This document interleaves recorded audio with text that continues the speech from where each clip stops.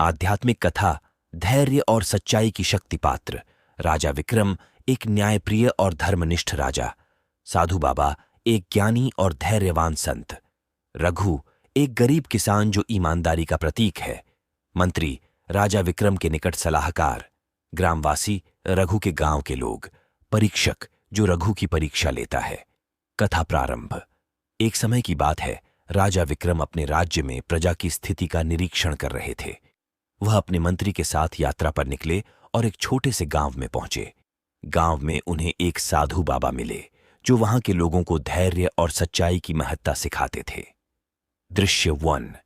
राजा विक्रम और मंत्री गांव में प्रवेश करते हैं और साधु बाबा से मिलते हैं।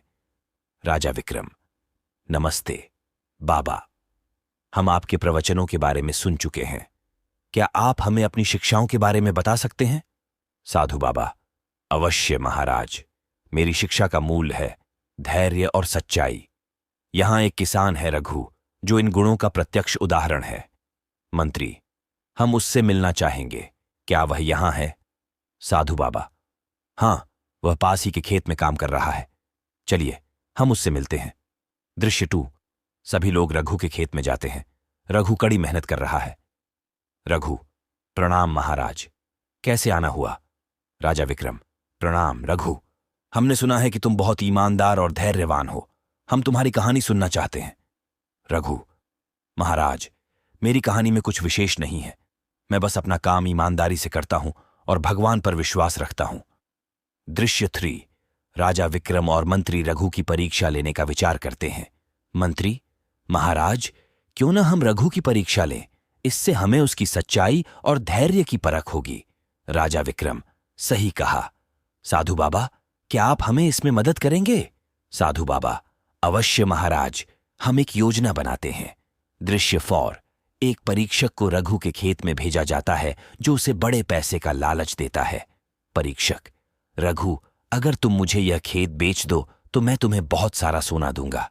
रघु: नहीं, यह खेत मेरे पुरखों की धरोहर है, मैं इसे बेच नहीं सकता। परीक्षक: लेकिन इतना सारा सोना तुम्हारे सारे कष्ट दूर कर देगा। रघु: मेरे कष्टों का समाधान मेरे भगवान के हाथ में है, सोने के नहीं। दृश्य 5।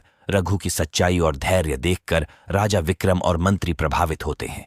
राजा विक्रम: रघु, तुम्हारी ईमानदारी और धैर्य ने हमें बहुत प्रभावित किया है। मैं तुम्हें इस राज्य का सबसे सम्मानित किसान घोषित करता हूं और तुम्हारे खेत की उन्नति के लिए सभी सुविधाएं प्रदान करूंगा। रघु: धन्यवाद महाराज, मैं सदैव अपनी सच्चाई और धैर्य पर अडिग रहूंगा। सभी लोग रघु की प्रशंसा करते हैं और उसकी सच्चाई और धैर्य की कहानी पूरे राज्य में फैल जाती है। साधु बाबा और राजा विक्रम के बीच संतुष्टि का संवाद होता है। साधु बाबा: महाराज, यही है धैर्य और सच्चाई की शक्ति। जिसने इसे अपनाया वह सदा सुखी और संतुष्ट रहता है। राजा विक्रम: सही कहा बाबा, आज हमने एक महत्वपूर्ण सीख प्राप्त की है। निष्कर्ष: ये कथा सिखाती है कि चाहे कितनी भी कठिनाइयां क्यों न आएं, धैर्य और सच्चाई का मार्ग कभी नहीं छोड़ना चाहिए। यही 2 गुण हमारे जीवन को सच्चे अर्थों में सार्थक बनाते हैं। तो मेरे प्रिय मित्रों, हमारी इस कहानी से आपने क्या सीखा, अपनी राय कमेंट बॉक्स में जरूर लिखें। और अगर आपको यह वीडियो पसंद आई तो वीडियो को लाइक जरूर करें और ऐसे ही रोचक कहानियों के लिए हमारे चैनल को सब्सक्राइब जरूर कर लें। धन्यवाद।